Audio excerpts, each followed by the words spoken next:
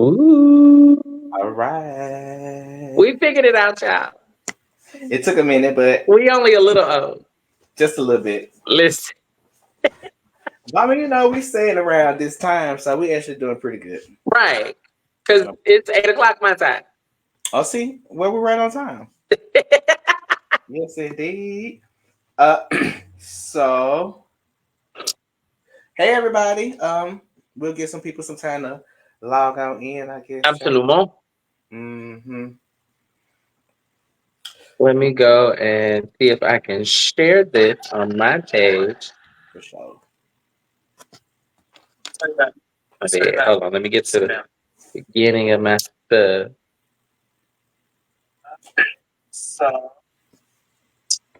Let's silence my phone. All right, we is rocking the hair, doing the things, all the things. Get to the beginning of my stuff. It's been a while since we did this, friend. Indeed. Hey, I missed you. Indeed. I had definitely missed you. I'm short. Let me lift my chair up a little bit so you can see me. Listen, I've been trying Hey, to figure out how I wanted to configure this in this new space. I was trying to figure out where I was gonna set all of this up at. child, I But got me an office space now. I want to look like a professional. oh, must be nine. I got my man cave back. I said I was turning mine into a second bedroom. I just ain't put no bed in there yet. I got an air mattress right now. I look like a college student. Well, friend, they say you like it on the floor. Child, if I will do it on the floor before I do it on an air mattress. I can promise you that. Well, if you do it on an air mattress, you might end up on the floor anyway. That part. All you gonna hear is Right. Ain't gonna do nothing but make me feel real big so, we don't need that. at all. No. Well, I hey already be everybody. self-conscious as it is, trying to hold my breath. What's up, everybody? What's up? What's up? What's up? The elders are back, Halloween style, rocking our presses for y'all on today. We got interesting conversation set up for you. We're gonna discuss the horrors of dating, but we're also gonna include some of the perks and some tips to make things a little less scary out here. But we take a little minute to introduce ourselves because it's been a while. So it might be new to some of y'all, but some of y'all are some returning fans. As you know, I'm Mar Xavier, today also known as Boss Daddy. I have my co-host here, JL, also known as Mother, and we are the elders. And this is Elder Chat, where the elders get together to chat. Uh, in the spirit of Halloween, we decided to make things a little spooky on tonight and talk about demons and devils and witches, also known as ex-boyfriends. Um, And accepted. No, I'm period. joking. So, JL, what's been going on with you? In this season, absolutely nothing at all. Just trying to hustle and grind, trying to readjust. I am newly relocated to the Nashville area. So Nashville. if you are in Nashville, feel free to give me a shout. I'm trying to figure this city out. For sure, for Um, sure. Other than that, just living, making it work, and definitely been doing my thing, still working and flying, constantly going, ripping and running, never knowing what city I'm in. So if you ever want to get together, get cocktails, and just talk trash, feel free to slide in them DMs on some PG-13. That ain't what I heard. Listen, now let me say this for the record. I am not opposed to somebody sliding in on a rated R slash NC-17 slash X level. However, 17, Lord have mercy. if you do understand that you are responsible for whatever response you get. That's it. That's all. That's my disclaimer. Govern yourselves accordingly. Oh, that's However, a period. I am city to city. I'm all over the country because I am flying these friendly skies on a regular basis. So feel free to let me know where you at, what you got going on, what's new, what's hot in your city. I will definitely love to hear more about it so that I know what things to do and not to do in the cities that I go to. But yeah, what about you, sir? Well, everybody know I'm in the A. Man, I've been in like this extreme chill mode, right?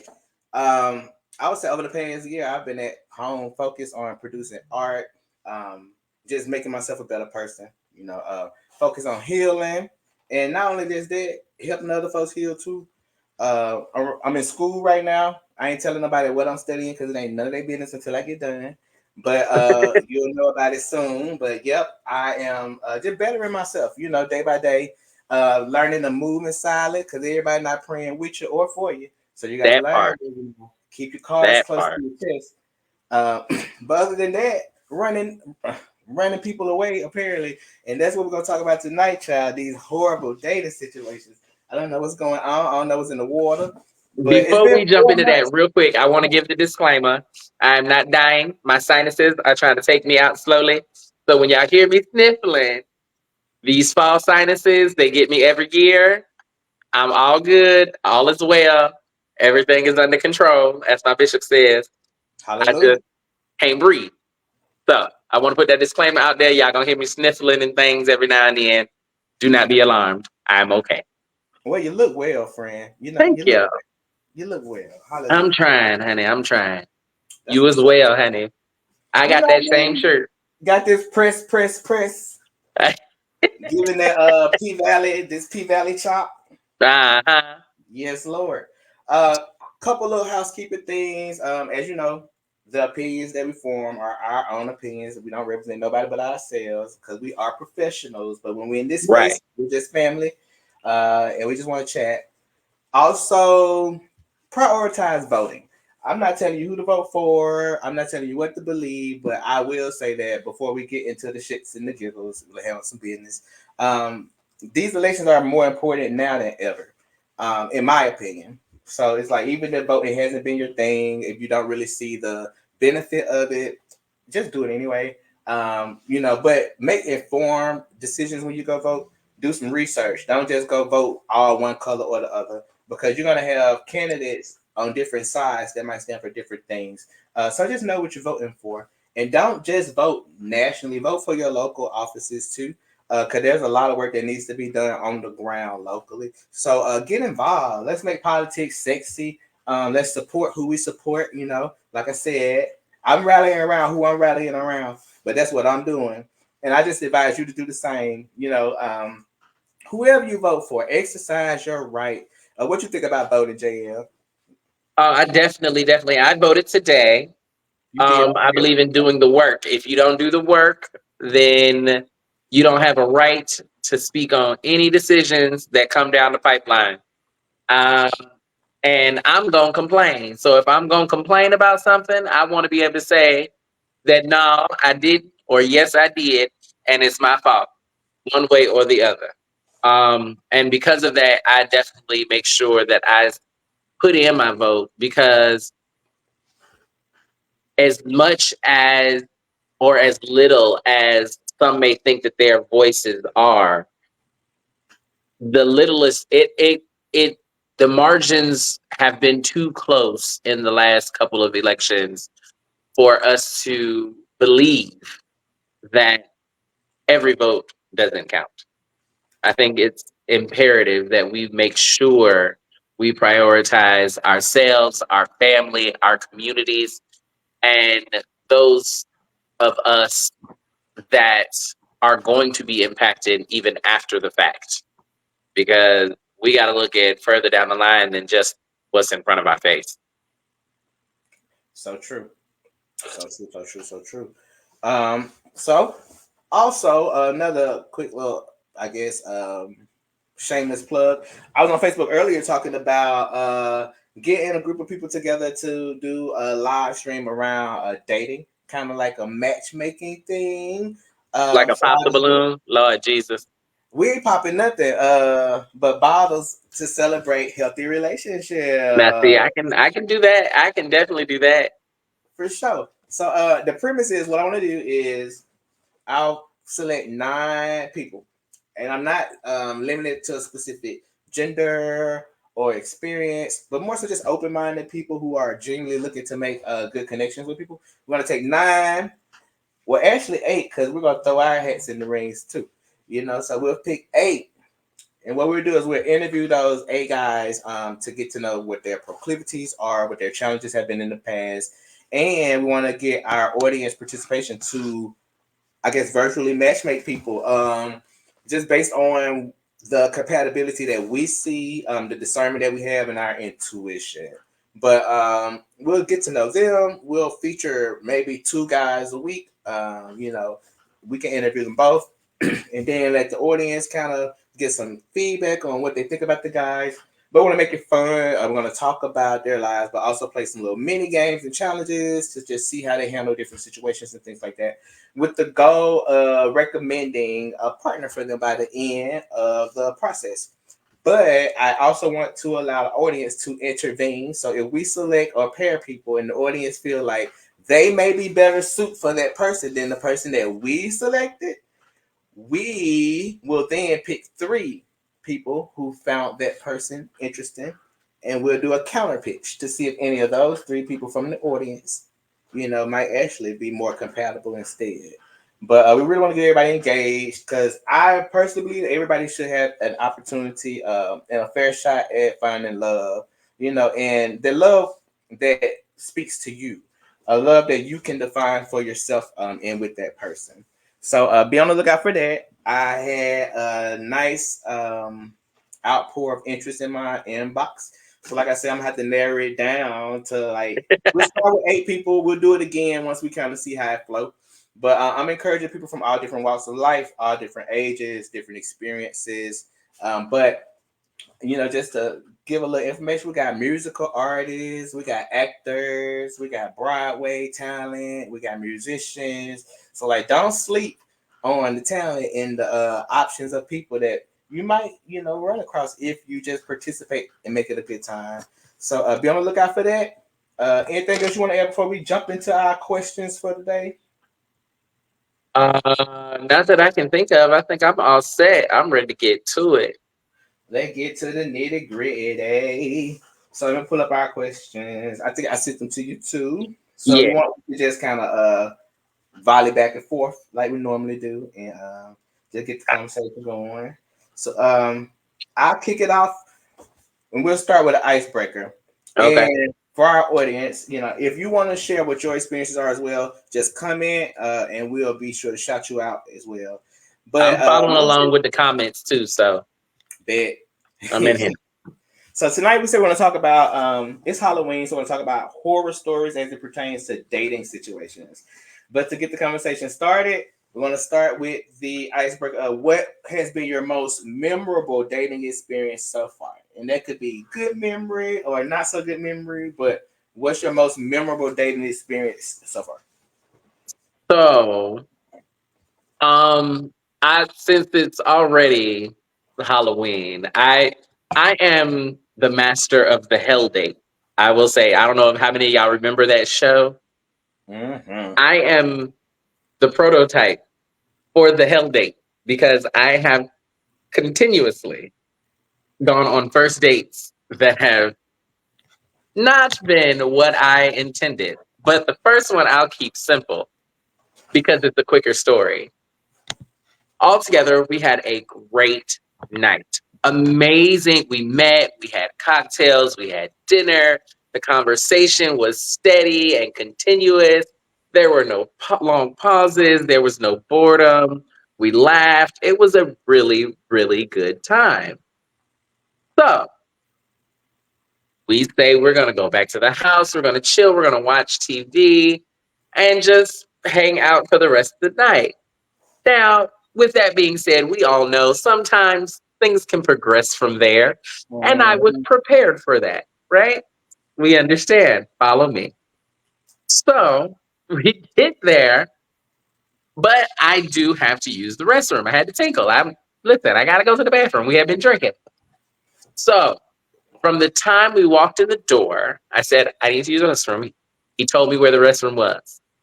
In the time I went to the restroom to tinkle, wash my hands, and come out, he has assembled an entire swing set in the living room. Now, I'm not talking about Fisher Price. So I need you to understand what I came out the bathroom to. And now there has been no conversation. There have been no questions in this vein. There have not been any discussions of any of these things.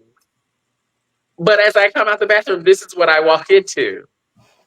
I immediately was like, I'm so sorry. I have to go. Went to my vehicle and hit it because I don't know you well enough to allow you to confine me, restrict me, or impede me from being able to do anything. We don't know each other like that. So that was my experience. That's just one of my experiences. There are more, but we'll get into that later tonight. Zay, you can go ahead and tell yours. The swing don't sound that bad though. Child, when you don't know this man's last name, it is. And And you can do anything while I'm in that swing. Child, no. Not I, said the cat. it do take a little trust now. We can't take a little That's what I'm trust. saying. And I ain't even talk to you about it. You ain't even allude to you ain't say, every now and then I like to get adventurous. You ain't said nothing all night. And we done had conversations. This is a setup. I don't trust that. I gotta go. That's just the me thing. I mean, I'll keep mine broad and in general. The worst dates for me be the dates that I don't realize that I'm on. Like you want to hang out or whatever. We might be chilling or whatever. It might be a date to you, but it might not be a date to me. I'm a firm believer that if I say we're gonna play the game, we're gonna play the game. Or I'm a like Beyonce said, if somebody invites you out, then that person should pay. And I always have my own or whatever, but I'm under the impression that, cause me, if I ask you out on a date, I'm old school, right? I might pick you up. I'm probably gonna pay for it. I'm not gonna invite you on a date, then expect you to plan it. I'm not gonna invite you on a date, then expect for you to put forth too much effort into, cause I invited you on the date. Absolutely. That's how I show up. I'm like, what time you gonna pick me up? Cause you invited me on a date. Where we going? Absolutely. What do I need to wear? Cause I went on a pretty decent date not too long ago. Don't ask no details, but I ain't said nothing. We went hiking, and that's a little different. I stay out by the mountain or whatever, so I like to get outside and get into nature, like to ground myself. But I had packed up a cute little picnic in my bag, child. I had my champagne and made some. Growing up or whatever. Some champagne, had made some sandwiches and some snacks. I love the snack. Then when we sat out by the lake and kind of just like talked about our goals and stuff like that. I mean, it was a cute date. The consistency went cute after the date, but I mean, now at least we see, that'd be the thing. The date is the easy part. I'm more so like, easy. how can we sustain? What can we do to get to our next date? Because I think sometimes people want to go on a date just to get the benefits. Like a date don't mean that we're gonna have sex. A date don't mean that I'm gonna marry you. A date don't mean none of that. You can't move in with me. I'm not gonna be your sponsor. It's not gonna happen. Baby, that's another thing that I get in spades, honey. The hobosexuals. I'm so sick of them. Can you please define homosexual for those who don't know? The hobosexual is the individuals that look for relationships so they can have a place to lay their head. The hobosexuals don't have a home. They don't have no benefits. They ain't got no reason for not having a home besides the fact that they last person put them out. The hobosexual. And what I will say, we do know that housing insecurity is a big issue. But baby, supposed to be in your house and disrespecting you and your own stuff. Not only do you need somewhere to stay, you all in my refrigerator. In my clothes. Looking around my closet, trying to see. Asking me about what I got in my stuff. Asking me, you live here by yourself and all that? Dude. Because I'm like, shoot, I wouldn't mind living in Lover if I like you. If I like you. If I like you. But like, just because we do whatever, that does not mean that you're going to spend the night either. Because I'm big on spiritual exchanges. I know we talked about this in one of our lives. Baby, I can't lay beside everybody all night. That's a thing. Demons is jumping off of you in the middle of the night. And you know, I'm laying here looking pretty. I'm prayed up, but like I can't be fighting you in my sleep now. I need my rest. I need my rest. So this I mug need can my smell rest. like this. You know, this skin is giving rested. Okay. I mean, there's a reason we don't look like what we've been through. I was laughing because what? Oh, DC say he's laughing because I say we elders, baby. I saw that too. I don't look like what I've been through. Amen. Child. Minding my Bumpy, business and walking with Jesus. have you ever been on a date that felt like you was in a horror movie? Absolutely. So, hell date number 2. So, met this guy off of Facebook. So cute. We have been talking for about a week. Now, this is prior to the iPhone FaceTime generation, but iPhone been out a long time, friend. What you're not gonna do? Anyway, so I was like, okay, we're gonna meet up. He was like, cool. You can meet me at my house. We'll go from there. Bet. I jump in the car, drive out to his house. I get there, walk up to the door, ring the doorbell. His sister comes to the door. Now, he didn't tell me he stayed with his sister, but I was like, that's fine. Y'all live together. Whatever. It ain't your mama, so I can leave. So his sister comes to the door. She was like, oh, he's not ready yet. Come on in. Come sit down. We go to the kitchen. We sit at the table. Now, as I'm sitting in the kitchen, the hallway is to my right. And the kitchen is pretty much to my left. I'm sitting to where I can look down the hallway, right? Okay. So I had to paint this picture for y'all so y'all get all of the details. It's interesting. So we sitting there and I'm talking to the sister. We're having a good conversation, just laughing. As we're talking, I hear down the hall a noise and I turn to look. And he is wheeling down the hallway. Instantly, everything flashes in front of my face. I now see the ramp. I now see the big van in the driveway. I now remember that all the pictures that he has posted on social media have him leaning or holding or sitting somewhere in something, doing something that does not reveal the fact that he is handy capable or alternatively impaired. And so this entire time that I've been talking to this person, he's been in a wheelchair. So I was like, okay, I'm mature. I can handle this. Cool, whatever, we good. He was like, hey, I just figured we can just chill and watch a movie, da-da-da-da. I was like, okay, cool, let's go watch a movie. So we go to his room and we're watching a movie. And he was like, you can sit on the bed or whatever, blah, blah, blah, blah. So I sit at the head of the bed next to the pillow. As I'm sitting there, he's at the foot on the far side of the bed in his chair. And he was like, you can get comfortable. And I was like, yeah, I mean, I'm good. And he was like, no, take your shoes off. You can lay down. And I was like, okay. So I took my shoes off, put my feet up with my back against the headboard. As I'm sitting there, he has put himself on the bed. Now, mind you, his legs don't work. And has rolled over onto his stomach and is doing a belly crawl up the bed. I could not, and this is no shade to anybody, I was not equipped or prepared to be able to handle this situation. I immediately had to abort. It's one thing to do it, and I know beforehand. It's something completely different when you surprise a bitch with it. You can't just surprise people with that level of information. Where was the disconnect? Because it was already dark and the bear crawl made him seem very menacing. It was just not a good look for that moment and to be ill prepared for that moment. It's one thing if I was already knew what I was walking into. I probably could have, we probably could have still had a vibe. We probably could have been, still kicking it to this day because he was a nice guy.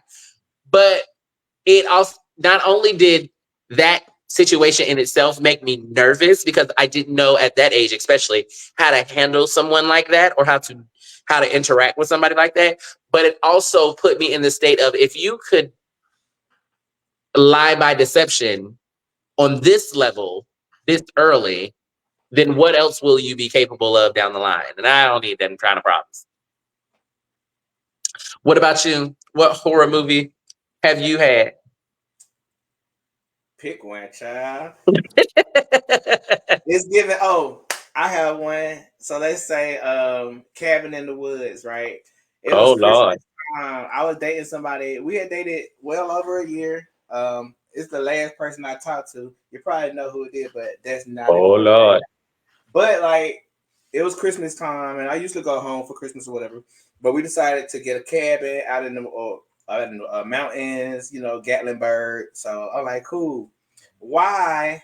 Well, first of all, we was arguing all the way to the damn cabin, so that was already step one. Come like, it's icy outside. You need to pay attention to this damn road instead of trying to argue with me. You know what I mean? The tires already ain't that good. You should put some air in them. But that's neither here Oh nor there. Lord. Got me going up these hills, child, trying not to slide down. You up here fussing. Come like, we Y'all slide was gonna down get this up hill. that I'm mountain. going inside your head, honey. And I don't condone violence, but my life is precious. And I'm like, stop playing with my life because my life is precious. So, okay, that's hell. Long drive because he was driving like 15 miles per hour until we got to the damn mountain. Then he I was started about to say, driving you just slow. said he was driving in snow. Maybe he drove slow till we got to the ice. I'm like, now he's trying to kill me. But okay, I was still optimistic. Cause like, I knew he didn't like me that much. He's gonna take me to these mountains and try to get rid of me. But whatever. So okay, we driving, we get to the cabins. Why the damn door of the cabin open? So you know me, I'm like, first of all, we ain't nowhere near no black folks, child. So I'm like, the door open.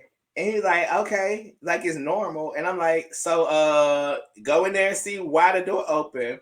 Child, we went in there. It looked like somebody had got to a damn fist fight or something. Like the refrigerator was open. It looked like they was in the middle of trying to clean up the cabin and just forgot to like finish it. But I was looking for a body in the closet or something because I'm like, now something ain't right here. I had saw a whole bunch of suspicious looking folks up the road. And you know, I am it's fight or flight, baby, and I was not going down without a fight. So it was just he was taking all the frustration out on me. And I'm like, what you need to do is call these folks to get your money back or like see where we need to go. Cause what we not finna do is drive back to Georgia, not tonight. So what are we gonna do? But while he was complaining, I went in there, I just cleaned up that whole cabin. I cooked some food, child, and just kept it moving. Cause it was Christmas. But that was a horror story for me because I just knew that somebody was in there waiting on us. I couldn't even sleep, child. But I then bet. I could not sleep, but they had I a hot bet. tub, so I got over it. I got comfortable by like day two. Come like, well, girl, you ain't did nothing by now, then you gonna run up on me because I'm waiting on you and I'm looking for you. But we ended up going to the grocery store, and it turned out pretty decent, but it just sucked because I'm like, that's like going into a hotel room and finding somebody already in your bed. And this ain't a Goldilocks child and the three bears. I'm like, what is happening here? But yeah, that kind of shook me up a little bit. And then he wasn't doing nothing to make me feel no more comfortable. I'm like, girl, now not only am I have to fight, I'm gonna have to fight by myself. Ain't got no help, child. He ain't got no help. I'm like, well, at least he probably would have kept the car warm and picked me up after I got through scrapping. But You gotta do better. You gotta at least have somebody with some hands. child, where he at now though? That's a fact. Still at that cabin. Don't say that. The child that came up missing and they're gonna come looking for you. Talking about you done left him in the cat. Child, allegedly. They want to say I did nothing to that boy. I ain't not touched them children. No, ma'am. They're gonna be like, according to your last video. Child, you silly. So talking about horror stuff. So all right, y'all, we got like a few different categories of horror that you should be aware of, and then we'll share a story that resonates with us. But when I was thinking about horror and I was thinking about dating, I thought about relationships can be like a haunted house. Entering the unknown, random stuff jumping out at you at any time. You paid to be there, but you're really ready to go already. As soon I as stuff mean, like it's scary. So haunted house love, it might not be the best love because that's a house I don't want to sleep in. Cause this house is a house of love right here, baby. But we don't want to be in a house of wax or a house of corpse. So that's your haunted house love. or the last house on the left. Oh, that movie was tragic. I don't even want to. I'm triggered. Something that a lot of y'all familiar with, and I said that I don't care. Ghosting. Ghosting. The art of disappearing, baby. Casper. And I don't mind somebody ghosting because, it is what it is. I feel like nobody has to be anywhere they don't want to be. I communicate properly. I at least let you know or have a countdown like, hey, I'm going to stop talking to you. Hey, I'm about to start talking to you. They don't want to hear it until it's too late. And then they're like, why you ghosted me? That's not ghosting. No. Now I'm going to tell you, I cannot stand it. I have a problem with the people that decided they want to ghost. I think y'all are childish. I think y'all are immature. I think y'all are some of the most emotionally unintelligent individuals on the planet. Simply because, yes, you have the right to deal or no deal. Absolutely. By all means, in every situation. But to be engaging with someone for however long, it can be a day, it can be a week, it can be a month, it can be a year. And then to just abruptly discontinue all contact, that to me that's one of the moves. I don't want to say what kind of move it is because I don't want to offend nobody, but that's a move for a lesser person. And I'll leave it at that. I think that's the kind of foolishness that a person that one is not aware of self because they can't articulate why they want to leave.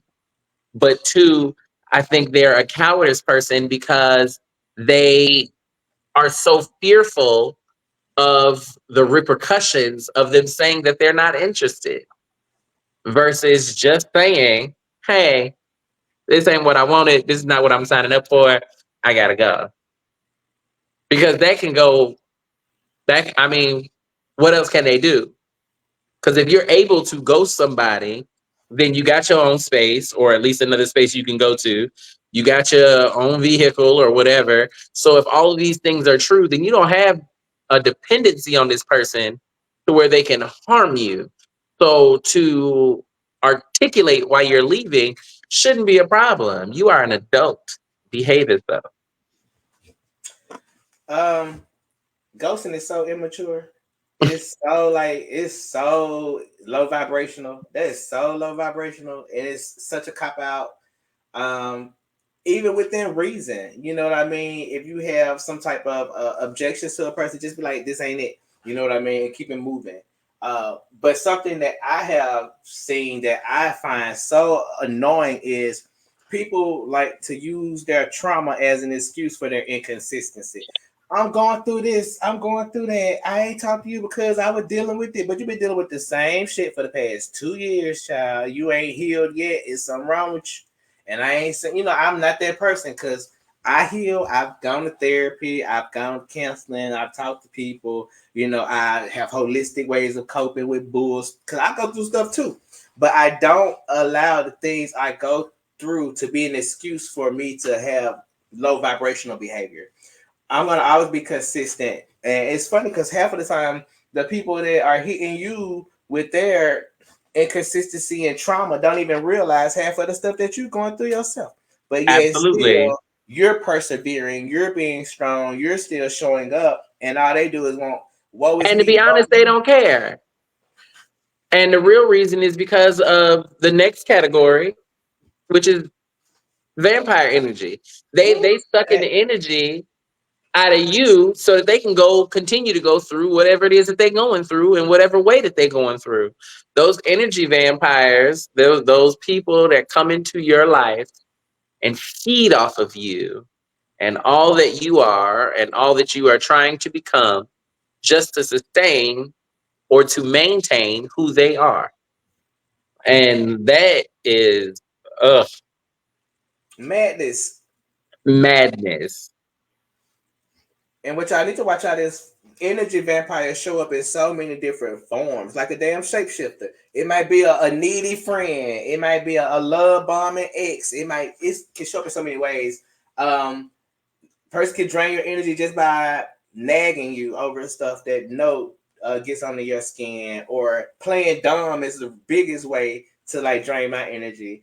Like acting like you don't know what you did, or you don't know why I feel the way I feel. Like that's crazy. Or people who ask me the same dang on question every day. Cause if you're gonna what you doing me to death, child, you might well find something let's talk about. Like you can't ask me how I'm doing 10 times a day. I'm be like, girl, I'm doing the same way I was doing 10 minutes ago. Like, how you doing?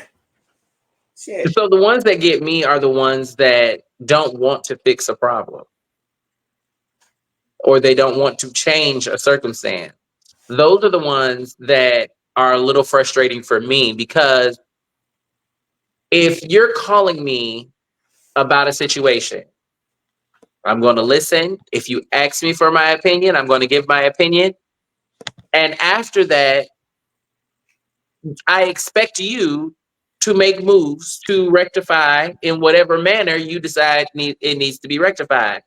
But if a month from now you come back and you're still talking about that same coworker that is still doing the same thing, and you still ain't did nothing that I said that you should do, or nothing that you said you gonna do, and you still keep coming back with the same problem and the same person, I ain't got time for you. I'm gonna go ahead and be done with you, and limit the amount of interaction that we actually have together. Because I'm not gonna waste my time with somebody that don't want it. Now I will say this: if it come down to an energy vampire, I will ghost you. I'm not even gonna ghost you. I'm gonna be like, I learned a phrase from watching a TikTok video, and I am adamant about using it. What is I it? don't have the capacity. Period. Baby, And when I saw that video, I said, you know what? That's the answer. I don't have the capacity. I think it's just one of those things where you wake up one day and notice that you hadn't heard from me in like a month. You're like, dang, I wonder what happened to Zay. And I'm like, I kind of call it ghosting, but I tell everybody when they get on my nerves. I do. I'm very patient. I'm like, look, friend, you done asked me that like 5 times today now. Step That's that Aquarius in you, though. We don't have no That's time. That Aquarius in you. It is, It's what we do. I'm stimulated by discussions. So like when the discussion don't go nowhere, my stimulation it drains my energy, and that's toxic. No, I have sent people home on a hookup because they have said something stupid or done something stupid. And for me, I'm so sapiosexual that in those moments, my libido is immediately killed. You can go home. I have told people to their face, I'd be like, you can go home now. I know you drove 20 minutes. I understand. I completely get it. You can go home now. Bye. Go home, Roger. Go home, Roger. I promise you. I don't do it to be mean, but I legit like, now you're wasting your time because I see that you're an idiot and this is never going to go anywhere. And even though I just wanted you for a fix, you are incapable of doing that now because you done killed my whole mood. So you can go home now. Thank you. Have a great night. Now, the next one on the list is actually a little scary in real life. And I'm going to give you a little of my historical context on what I think about this. Because, I'm very philosophical. I like to get deep. I'm listening. I'm finna get myself some more light because it's getting a little dim in here. Hold on. Keep going.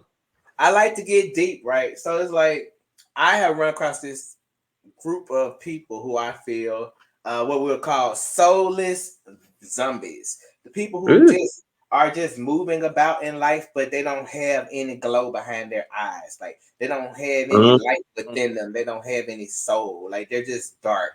And I was studying something kind of religious based, kind of mythological, but it was about like a souls coming from the tree of life, and when there's a certain amount of souls that can be given out, once we run out of that because we're so overpopulated on the world, that a lot of people are born without souls, and I think that that's how people end up possessed with things that cause them to do things that they don't remember. We have another guest that we're gonna bring on. I'm adding Okay. to the stage, legendary Pink Puss.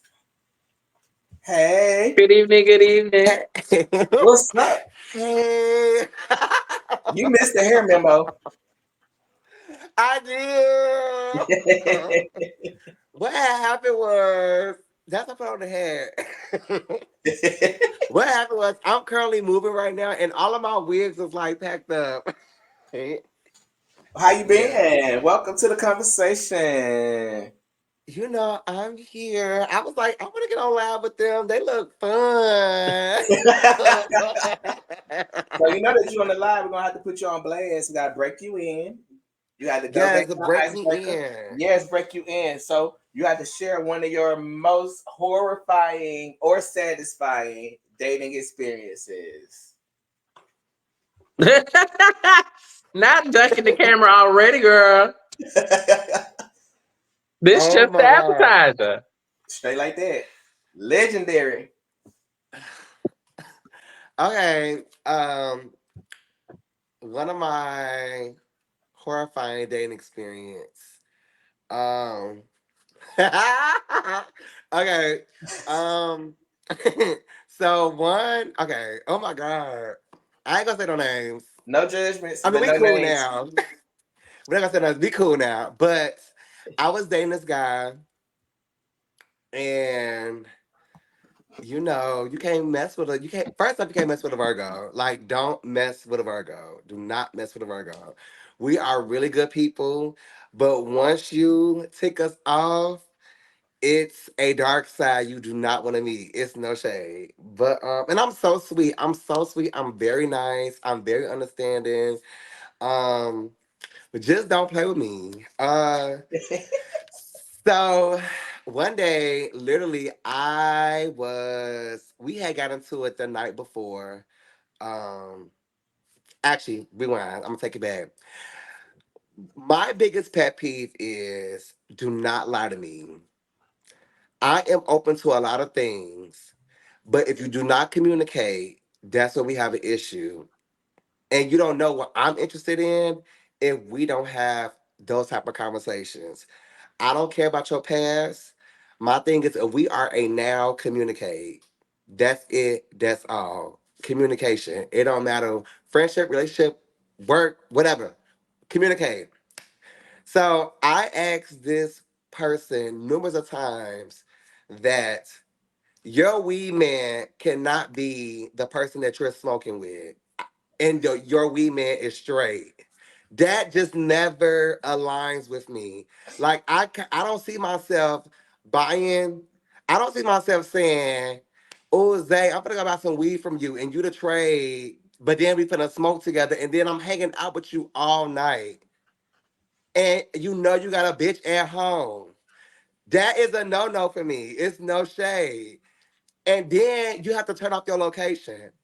That's a no no for me. It's no. So we end up getting into it the night before. And so I go to work and my thing is we in Atlanta, first off, we in Atlanta. You can buy weed off of every corner in Atlanta. It's no shade. But the fact that you have to download Jack and say that you're buying weed, that's a no no for me. It's a no-no for me. So I'm calling you out every single time. I'm constantly calling you out every single time. I'm calling you out on it. Because that's what Virgos do. Like, we be knowing, but I'll be waiting for you to let me know because I'm gonna give you the opportunity to say what you need to say before I call you out on it. But I'm gonna constantly keep on bringing it to your doorstep. So we get into it or whatever, and all the way up until like the next morning or whatever. And then I look on your phone. Yes, I'm a girl that go through the phone because if you give me a reason. But friend, friend, look. No Let me judgment. tell you, the only reason why I have to go through it is because one thing about it, and two things for sure. if you gonna be sneaky, put your phone on vibrate. If when that Jack notification go off, now I'm all up in that phone. Yeah, because That's I all you hear the want to hear, baby. notification. So now I need to know what's going on. Okay. So we end up getting to it in the morning. We part ways. We end up parting ways because I end up going to work or whatever. And so now I'm at work and we doing this back and forth, back and forth, back and forth, back and forth, back and forth. And I'm a type of girl. First off, I'm from the south side of Chicago, so I don't do too much talking. So now I get me and my coworkers, we get in a drive-through at Chick-fil-A. And they like, Pink, you want something? I'm like, no, no. And then 2 minutes later, I get out the drive-through. I got out the car at the drive-through because my Uber is on the side, picking me up from the Chick-fil-A drive-through, taking me back home so that we can, yeah, because we doing too much of this. Now I need to do this. But that's when I knew right then and there, that's it for me. I can't. We're done. When it gets to this, we're done. We're done. Because I don't even like to give all that. If I love you, Okay. if I call you family, if we're dating or whatever the case may be, we should not be throwing blows. Like I'll do that to bitches that I don't know who Right. saying some dumb shit. But if we're like together, it should not be given that. It's no shade. Absolutely, I agree I with agree Yeah. that too. part. Thank you for sharing. I done heard this story before. It's a lot more graphic, child. That's the edited version, but okay, go on. Yeah, that's an edited version. That's an edited version. But yeah, but normally just for a disclaimer, everyone, just for a disclaimer. I do not really check phones. I only check phones if I need to. That Jack notification, if the Jack notification did not go off and I heard it, if I didn't hear it, then it went. I didn't have no reason to go through it. But it was the Jack notification. So I'm gonna say this. I appreciate your perspective because I'm a person, I enjoy having somebody that sees things differently than me. I Yeah. am not that person that wants the world to agree with me because I'm special. Period. I just I am that person. There are certain things that I know in any relationship, even with my ex-husband. I'm not going through your phone. I'm not trying to find out your location. I don't care where you at. You want to be in these streets, go be in these streets. Oh yeah, Because you know what you're absolutely. gonna find? You by yourself. I'm No not gonna sit here shade. and do all of this with you, which is why we ain't together now. I'm not gonna sit here and trace behind you. I'm not gonna sit here and try to negotiate why you ain't giving me what it is that I need. I'm gonna articulate my issue. We gonna talk about it, and if don't nothing change, I'm gonna throw you these deuces, and I'm gonna be on You my gotta way go. No, because I 100% Mm-mm. agree. I ain't got that energy. I'm gonna give you this nugget because I only went through somebody's phone one time, only one time. But I had earned the right to go through that phone because we had dated for a long time. And what I will say is, when guys say "look," you look. Ah, oh, oh, Because I that's a had never word. Oh, looked before. I thank had never looked before, Lord. But the Lord said, "Look," and then I'll give you a little backstory because it ain't that I just went through the person's phone. I was in grad school the first time, so I was much younger, much younger, and we was living in lovers or whatever. This is before I even got to Georgia. We living in lovers or whatever. Mind you, all this taking place on February the 13th. Oh, Everybody right know what before my your birthday birthday. is, right? February the 14th. So I'm sitting here cooking this food in school or whatever. Uh, so I'm cooking. I look around. It's just like this little random iPhone on the counter. I'm like, whose phone is this? So I'm like, okay. I'm like, I know he didn't leave his phone to go to school, but I mean, it was there. So I'm like, is this really his phone? He had two, I guess. But iMessages, they connect everything. So I had it. I looked at it. It didn't have no lock on it, so I just kind of like swiped up, and I'm like, "Oh, it's open." See, that was the Lord. You call it what you want to call it, but you. I ain't had to break no codes. I ain't had to go steal the phone.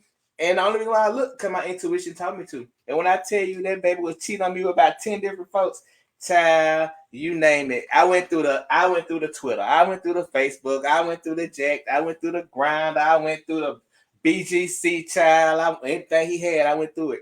I was sitting there with his best friend. And it's funny because I thought we was cool or whatever. Me and her, we chilling or whatever all the time. She was spying on me the whole time. Oh But she wow. kept saying, "Friend, just put the phone down. Friend, just put the phone down." And I was like, "Well, girl, I'm in it now. I gotta see everything, baby. Because when I pop, I pop." And it just was like, we're friends now. And see, I tell people all the time, because I've had people want to go through my phone because for two reasons. One, like my ex-husband says, I'm cold. So I don't do all of the yelling and shouting and all of that. I'm not gonna do all of that back and forth. Not gonna raise my voice. I'm not doing none of that with you. And so because I don't respond that way, people think that I don't have emotions. That's not the Same, case. That's same, But same. true. True. but because I don't respond that way and I don't get overly emotional, they think that I don't care and they feel like there's other people that I'm giving my energy to. So they want to go through my phone. And I've had two individuals want to go through my phone. And I tell people all the time, I will give you unlimited access. I will unlock it. I will hand it to you and I will sit there with you while you go through everything you want to go through. I'm going to absolutely do it. But as soon as you get finished and you realize that there was nothing there, It's a wrap. I don't want to hear your sorries. I don't want to hear your, oh, I'm so happy. Oh, thank you for letting me. No, we're good. You're more than welcome because I'm packing my things and I'm out the door. Because Yeah, I don't, and that's why I don't do that to anybody else. Because I know I'm not staying somewhere where I don't trust you. And if I get to the point where I don't trust you enough to where I feel like I need to go through something or I need to figure out something, I'm just gonna go ahead and hit it. I appreciate you. You have a great one. I'm out. No, but but when I you will find say what you were this. looking for, baby, oh, the glory in it. I will say this. But that's That the thing. People experience. will look for things because they tried to hold me accountable for text messages and pictures that I had from 2 years before I even met you. Child, now you're reaching because you didn't Right. find That's nothing. it. Hmm. I will say this. That experience that I went with my ex definitely has taught me a lesson because I'm way more like it is what it is. Like I'm gonna let you and let God deal with it, and I'm gonna keep on moving forward because I now life has taught me a very, very, very, very valuable lesson, and life is too short, and I would rather not be living life to be trying to be with someone that don't want to be with me that don't accept me fully or don't want to just give to me like no, if you can't give me the and I don't ask so much, be honest, communicate, that's it, that's all. You can't give me those things, then it's okay, What are we I'm doing? good. What are we Yeah, doing? what are we What are we doing? It's doing? okay, don't worry about it. It's okay. And I just know that that's something that you need to go on, that journey that you need to go on. And I work at an agency that can probably give you some, some therapy for you to go through your healing journey because baby, I'm not the one that can give you that. Mhm. So, And it shouldn't be your responsibility neither. Child, mm-mm. that's the worst when they try to make you their mama, their therapist, and their boyfriend. Too Yeah, much. Too many expectations. I can't even be your partner because I gotta be your provider. I gotta be a counselor. I gotta be your. exactly. It's too much. Too much. Yeah. All Oh right. my gosh, y'all really didn't y'all didn't want it We sitting here looking like DC3, y'all. I got killed. I'm Kelly. I don't know. I'll be I'll be Michelle. Michelle. That's fine. I ain't The got no queen of the wig on, so harmony. I'm okay.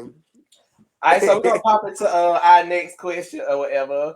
Um, all right, so what are some strategies that you would use to overcome or navigate awkward first date kind of like stuff? Like, how do you get through the weird first date energy? If it's not a vibe or if you're just like not clicking with the person, like how do we navigate that? I'll let you go first, Pink. um. Okay, so for me, I feel like I'm more of a direct type of person. Um, in conversations, like I feel like there are conversations that I had before linking up before getting into the date, unless it's given I want to take y'all on a date, and then we actually start from that point on. But most of the times, it's really giving a conversation prior to the date. And for me, if it's not given what it's given, like if I'm bringing up things that we talked about via text messages or prior conversations that we had before, and because it's a text message, so a lot of things can't be expounded on. You know, like it's just giving like quick answer. And so for me, I would try to bring up those things, those questions again to see like, okay, can you go more in depth in why you feel the way you feel with whatever conversation that we was having. And then that way, if that don't spark up like a connection, or for me like a thing of like I'm trying to get to know you, or you still giving me like bland answers, or it's still not giving what it's given, I'm for me, I'm very checked out, and I'm gonna shift the energy on to just not being intentional of like trying to pursue something with this individual, and more so directed to like we could just be friends. Right like that. And I could just place you in an associate or a friend category because of the fact that your vibe ain't giving what it's giving, you know. Or the question of the night could just be like, are you okay? Like, are you here? If it's not giving what it's giving. But I'm just direct. That's just who I am. I'm just a very direct person. If it's not given, for me, I just strategize and say like, okay, this gonna be a friend, or this gonna be an associate, or I probably ain't gonna call this person back. Yeah. So me being the person that I am and having the experiences that I've had, I tend to operate almost from an interview perspective on that first date. So for me, it's more so I'm going to ask questions that are very intentionally probative. Like I'm going to ask the deeper questions, like, what's your relationship like with such and such? Like your mama. What's your relationship like with your friends? What's been going on? How easy is it for you to make friends as an adult? Because then I can ask you why or why not. I can ask you how long have you had your longest friendships? Because then I can see the kind of work that you're willing to put into a relationship. I can there are things that I'm asking with the intent on answering other questions without asking those questions directly. But if you're giving me very dry, very one word responses to those types of questions, the type of questions that I ask, I usually take that as a disinterest. And I will, once again, me being the person I am, will be like, so are are you not feeling it? Like what is this? What's going on? Because I can go. I really can. I'm good. I promise.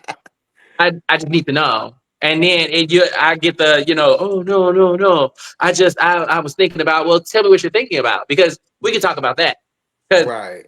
if it's gonna be this all night, I'm good. I got other things I can be doing. I work a lot.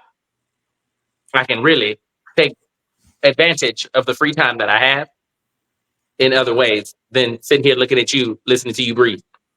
And I piggyback on both of y'all. Those are really good points that y'all make. But it's like, if it ain't a vibe, it's just not a vibe. You know what I mean? And I have learned that a lot of times where I'm checking myself, like, oh, you being facetious, or you being standoffish, or no, I'm being intuitive, and I know that it's not a vibe. You know what I mean? I don't think everybody deserves a chance. They're like, why are you wasting your time? Why are you wasting your energy? Why are you wasting your resources with somebody that you know that you're not even compatible with? That's why I don't just randomly have sex with people because I'm attracted to them. Like, you could be sexy all day, but if you not giving what it's giving, like, we just Same. it's going. I'm tired of folks trying to fight me. Okay, I'm tired of folks trying to fight me. I'm a lover, not a fighter. But I will windmill you until oblivion if you try me. But I am a lover, not a fighter. But it's just something about when you open up that gate and you exchange like emotional energy with somebody, it kind of causes an expectation. Because for me, if you get a little taste of this, baby, you're going to at least want a little more, I believe. You know what I mean? Right.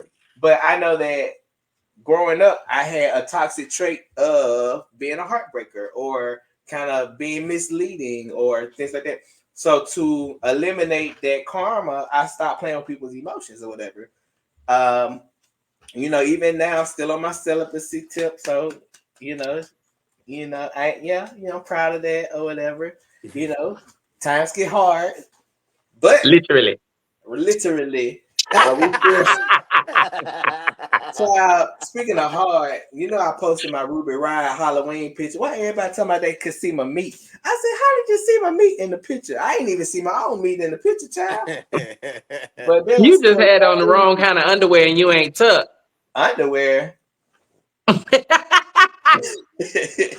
Well, So I'm gonna give us one more question to wrap us up because we at our hour or whatever. You know, I like to keep these short because people have the attention span of a goldfish.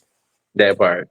This is I would say a kind of taboo topic, especially in our communities, because I'm an ally, you know, our communities. But how do you navigate having attraction to a person that a friend might have dated in the past? can I go first? Uh-huh. I'm gonna grab me a drink. I'm coming back. Heard. So this is a really good question. I personally, for me, and I know everyone don't think how I think, but I'm okay with that. Um, if I dated someone in the past and it did not work out, right, and I'm like completely like over it, the situation done, and let's say if one of my friends say, "Hey, I'm feeling Joe or whatever," and I done dated Joe before. For me, I'm not gonna block nobody blessing because of the fact that it didn't work out with me. It because it didn't work out with us. It might can work out with y'all, and I'm not gonna be also the person that's gonna be like, well, girl, no shade, girl, he don't do this, he don't do that. No, maybe that's a connection that y'all have. But I know for me, like, I'm not gonna block nobody blessing if it didn't work out between us. And let's say like if he finds an interest in you and it's mutual with y'all, my only thing that I say is for me and my friend to have that conversation and not just jump the gun and say like, oh yeah, me and Joe dating. Okay, bitch, damn, Mhm. because I'm the type of person that like when I hang out with my friends, I like to hang out with my friends. Like you can bring your piece or you can bring your boo or whatever with you, but don't surprise me with you showing up to the club or something and it's my ex on your arm, like at least give me a forewarning, like, hey, so I want to make sure like it's cool that X Y Z da da da. Okay, cool. Like, because I'm completely over. Because at the end of the day, like, my thing is, about, if I'm venting to you about Joe, and then secretly y'all been talking all along, okay, now I'm gonna take that as a disrespect. But in the same token, if we just cut it off, and I'm telling you, like, yeah, we just cut off because the vibe wasn't right, X, Y, and Z, da da da, and then later on, if you say like, hey, we've been hanging out X, Y, Z, so I wanted to get your blessings over the case, be fine. Thank you for letting me know. Mhm. Cool. So I know that if it's given a horny night or if it's given a drunk night, I don't spend the block on your piece now. So that's all I ask. I would say that I kind of look at two major things when I look at this topic. And one, are you really sure that I was friends with that person? You know what I mean? I think a lot of people think that I'm friends with people because of association. But I'm like, that's not my This friend. is true. That's somebody that I either worked with or somebody that I like might have provided services, not like them kind of services, but like somebody that I might have helped, or maybe, somebody I might have helped out. But like everybody that I know is not my friend. I'm Yeah. big on if I like you, I like you. And I'm like, who gonna check me, boo? If I'm bold enough to approach you, I'm cool with that. I'm cool with that friend feeling how they feel because they probably wasn't my friend anyway. And I Right. think that sometimes you have that friend that date everybody, so you really don't get a chance to date nobody. Like I've been a single friend out of all my groups of friends. All my friends are married. All my friends have been in serious relationships. I'm the single friend. So it's Oh. like if you got a friend that has been out here, child, who you gonna talk to? Your friend ahead of everybody, that's not fair. Especially with friends we had 10 years ago, not even our friends now. The people that Right. they dealt with 10 years ago, not even the same people now. Like we changed so much. And I think that as a community, we have such tight ties on people. Like people are not properties. And I think that a lot of folks Yeah, miss that's out so on their true. soulmate because they too worried about who the had who and who the had who. Now I realize everybody had everybody damn near. That is so fucking true. That's really not say no names, but that's just like somebody that I know that, and I love them to death. I love them to death, but I'm like, girl, Baby, like, leave you some, baby, know, leave some for us. if I like, please, please, please help me. I could No, have but been in love by now if it went for stuff like that. hello, So but I even will but say that I am a big proponent of not blocking nobody else's blessing. I don't know mm, what that's gonna look like. I don't know what they can do for you that just didn't work for me. Hmm. So that I never really am going to tell any of my friends or any of my circle that anybody's off limits. Now, me personally, I don't like the idea of being with somebody that is now comparing notes. In my mind, that's what they're doing. They mm, they comparing notes between me and my friends. Hmm. I don't need all of that energy in my bed or in my space. I don't want nobody that had my friends. I'm very anti that. Now, if they want to, link with one of my friends after the fact, knock yourselves out. We good. I'm cool. Whatever. It's cool. Now, I do believe that there are certain individuals because of the depth of the relationship that we had together. I believe that they are off limits to my friends. And I feel like as my friends, they would not dare Right. touch or deal with those individuals. Like mm. my first, I don't feel like anybody in my friend group would actively date my first for a multitude of reasons. Mm-hmm. My ex-husband, I don't feel like any of my friends would actively, because that was my husband. It's Right. not a boyfriend. It's not a a quick link. This Right. is an ex-husband. So there are certain individuals, and there are a couple of others in there that I won't mention by name, but they are very aware that, I'm going to feel away if y'all show up together. And there's no more to it. And it's not that I want them back. It's not that I still harbor feelings for them. But it's the sheer principle of the matter because me and those particular individuals share something beyond Right. the everyday fly by night. And so for that reason, there are certain people that I would feel away if my friends dated that I've dated. But outside of that, I don't care. They can date anybody. And I just feel like I personally don't like sharing or going after people that have been with my friends, which does severely limit me at times, quite frankly. I just think people so toxic though. Like they get off on that because like for Yes. me, one, I have had a roommate friends in the past or whatever, and I think like they'll try to screw me and my roommate at the same time. Like that's late. You know what I mean? Even like my biological brother, we both kind of like the same little circuit of things. And for somebody to try to talk to both of us, that's late. Like that'll get you duped up real quick because I'm like, you don't have no coof. You don't have no coof. You know what I mean? Like it's 1,001 people in the world. Why you want to go try to smash my brother?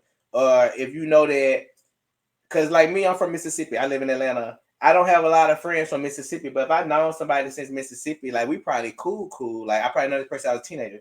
But for you to just see a cute face and the opportunity, you want to try to holler at both of us, like we're not gonna tell each other. You know what I mean? Like that's late. And that's That's the late. part. That's Because late. we gonna talk. We're gonna talk. We Yeah. probably gonna talk while you right there. And I'm like, ask if you really want to like talk to somebody that I am cool with. Have enough decency to be like, well, hey, me and you didn't work out, but I think your friend hot. I might respect that way more than you go behind my back trying to holler, and then I had to come confront you on something because I don't Now, care. But it's you don't have no coof. now I have been petty because I was dealing with somebody and was trying to date them, trying to really get to know them, trying to build a relationship. And I decided to go stay the night at their house. And while we all downstairs watching a movie, them and somebody else go upstairs and go to bed. So what did I do? I nicely started messing with their brother, biological brother, right downstairs. While y'all upstairs, absolutely. Sure did. And it wasn't because I wanted the brother. It was because you effing tried me. The principal. It was the principal. You were disrespectful. And so I was petty. I was young. And so you felt the wrath. Now, somebody did ask a question in the group before we go. I'm gonna put it on the And they said, how important is intellectual stimulation for you? I'll go first. I'll keep it short and sweet. Mm-hmm. I'll say it's like 50-50. You don't have to be intellectual for me, but at least know what you're talking about. You can talk about whatever you want to talk about. I prefer to be the intellectual one. So if you have perfect listening skills, that might be good enough for me. But at least have a nice probing question or something to show me that you're engaged. But I do also identify as a sapiosexual because I think everybody's sexy in their own way. Everybody, physically attractive. Like you could be sexy all day, but like after that, how am I gonna feel? You know what I mean? Like I might be more attracted to people who could cook than people who can stimulate me intellectually. But I also look at cooking as like an art, it's a science. So even if you cut hair real good, if you decorate real good, like I like a person to be able to show me something that's different than my skill set. Because I could be the nerd. I don't really like a person to be a battle of the brains with me because I don't like debating. I don't like to debate my partner at all because they don't turn me on. You talk about a libido kill, bro. We gotta argue over stupid stuff like how long you supposed to boil eggs and stuff. Like I'm like, girl, if you don't go somewhere, Vegetarian. I feel like we good Judies and we just like bickering with each other. Like, sometimes I need my partner to make or validate my intellect. You know what I mean? But if you can make me feel like the smartest man on earth, you can probably get whatever you want out of me. Okay. I think you're the smartest man on earth. Don't make me blush. So, Pinky, how important is intellectual stimulation for you? I am a listener. Like I can respond, but I also like to listen to what's being said. Um in the same token, everything should not be like me in that conversation because that's gonna turn me off. um but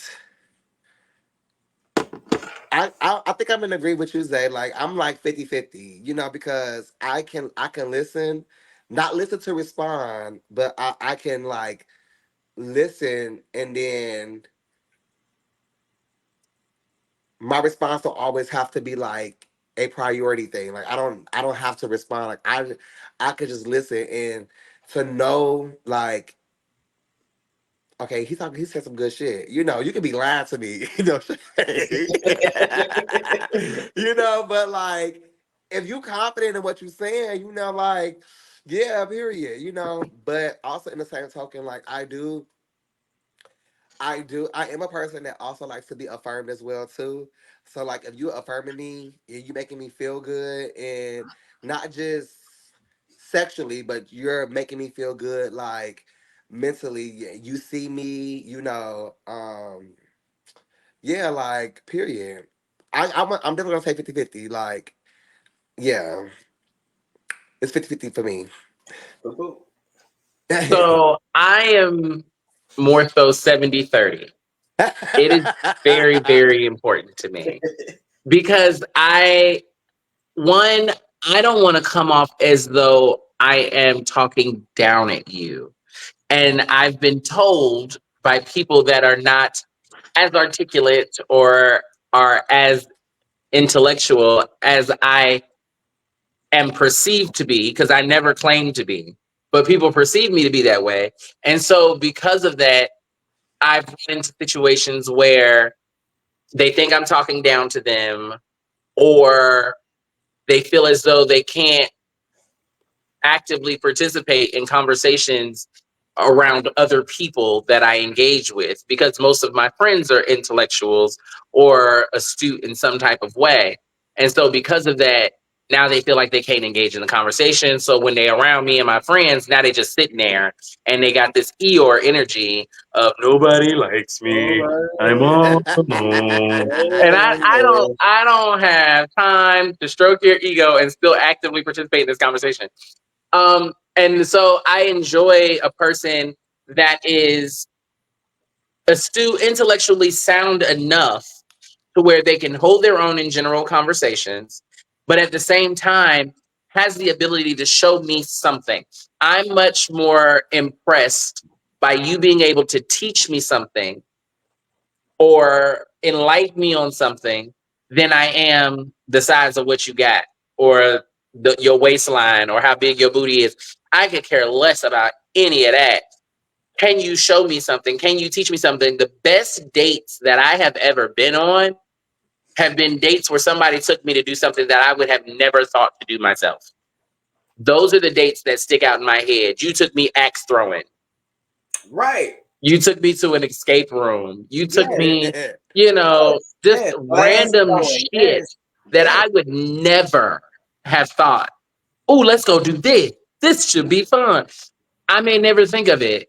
But because you took me there, not only number one, are you always going to be embedded in that memory of this place or this activity, but you've also made an impression that shows me you are open enough and broad enough to be able to teach me something that I don't already know. Yeah. And those are the things that trigger me and make me be like, oh, I might need to.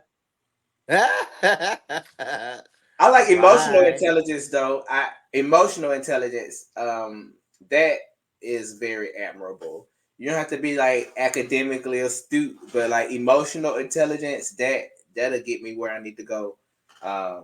Cause that's something that I strive towards improving myself. So like a lot of times people can teach me like how to show up in a different way, how to express myself in a different way, how to resolve conflict in a different way. Cause like you're not gonna outbook me. Like it's not gonna happen. You know, I try it. It's not gonna happen. It just won't.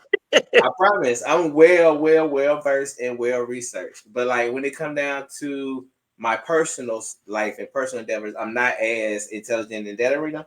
So like that give us both the opportunities to shine. Like I'll never let nobody outwit you, but like don't let me, sell myself short or, I guess damage myself with my ego and stuff like that. So Now, see, the Saints want to start asking questions on the tail end. So we're going to give y'all 10 more minutes heard. because I know Zay ready to get off this computer. But I do It's like the this wig that I'm question. ready to get out of, child. I do like this question. And it says, does family orientation play a role in how far you are willing to go with someone? Wait. Oh, hold on. I'm so sorry. Can you say the question one more time? Does family orientation play a role in how far you are willing to go with someone? Okay. I mean, as a family man, I don't mind just jumping into this. If you don't like kids, you're not gonna be a good partner for me. You know what I mean? Like, if you don't want to get married and like have a stable situation, you're not gonna be a good partner for me. If we can't, if we can't raise kids together, if I can't trust you, if you don't like dogs, it's like speaking of dogs, show me a coffee, child. I'm trying to do my life, girl. Okay, girl. She was snoring 5 minutes ago. Now she coffee, child. But anyway, because I'm a person that already comes with that stuff. You know what I mean? So it's like I have met people, and I'm like, hey, I prioritize being a family guy. I prioritize being a parent, a father, and things like that. That make people run for the hills, child, because folks don't trust them. Some folks don't trust themselves with kids, for whatever reason. Some folks haven't gotten to the point where they're willing to sacrifice their own personal needs to benefit the life of someone else.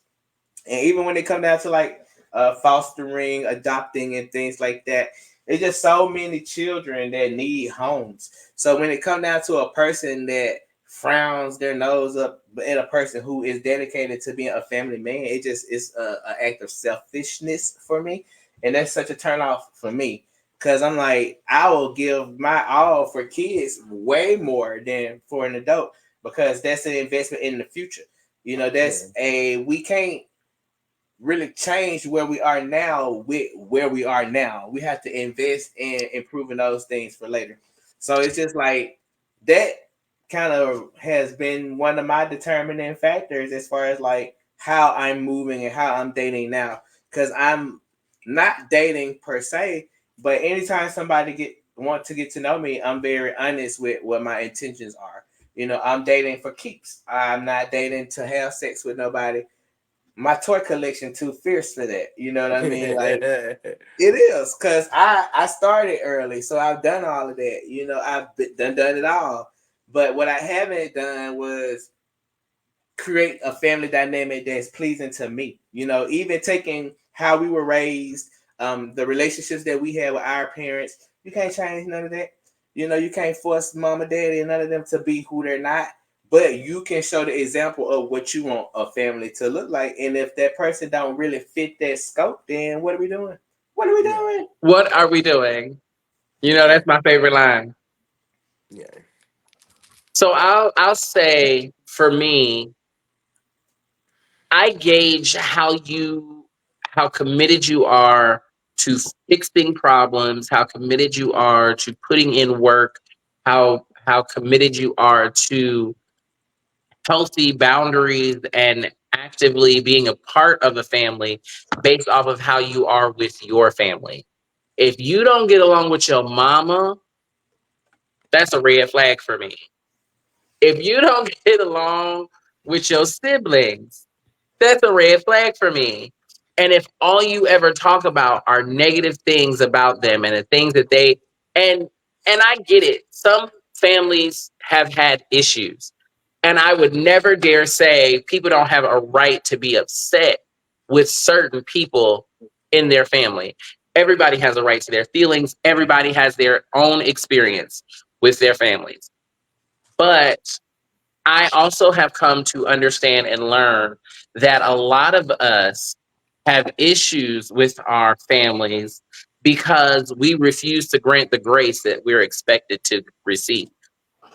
Say And that. You better say that. when and if Preach. that's the That's a way that you word. move through the universe, you so- if That's a that's the way word. you move through the universe, then it already shows me you're not really equipped for who I am because I'm that bitch that's in the trenches. We gonna grind this thing out until the wheels fall off Period. and the bottom fall out. Like I need all of it to be put into this. Like we gotta do this thing. You so stupid. We gotta really be in this thing if it's gonna be this thing. You know what I mean? And for people to just throw away family that has fed you, clothed you, been there for you because they didn't like the fact that you said that you was gay, or you throw them away because they said some hurtful words when they found out that you was gay. And now, oh, I don't talk to them. Oh, I don't deal with them. Da, da, da, da, da. Have you tried? When was the last time that you had a conversation with them? When was the last time you reached out to them just to let them know that you love them, even if they don't show you no love? Like those are the kind of things I need to see. I need to know because those are the things that lets me know, oh, this nigga willing to work. Period. Yeah. And when I see that, that's the kind of stuff that make me be like, okay, we can rock together.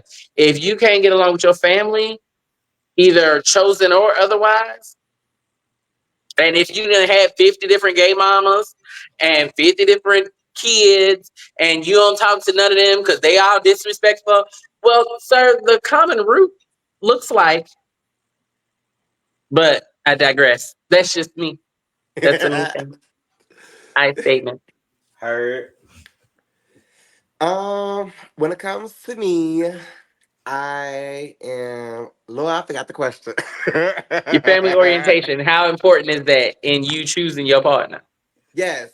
Um, so I can agree with both you all. I think for me, one of the biggest things for me is because right now I have a couple of gay kids. And so they mean the world to me.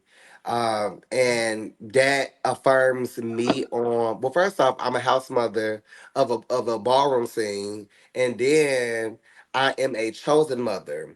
And so those things, even though my chosen kids, ballroom come and go, like I can leave ballroom tomorrow, but my chosen kids, like we chose each other. And so I think God in the universe is kind of like preparing my life, when it comes down to being someone's actual like mother, when it comes down to this is my family, like, you know, um, and so first off, one of my biggest thing is when it comes down to just acceptance. Could you accept me by not calling me he, him? Could you accept me by only calling me she, her, they, them? Those are my pronouns. Mhm. Then when we talk about kids, do you want kids? Because not only do I want kids, because I do want to adopt kids, but are you willing to understand that I have chosen kids as well too?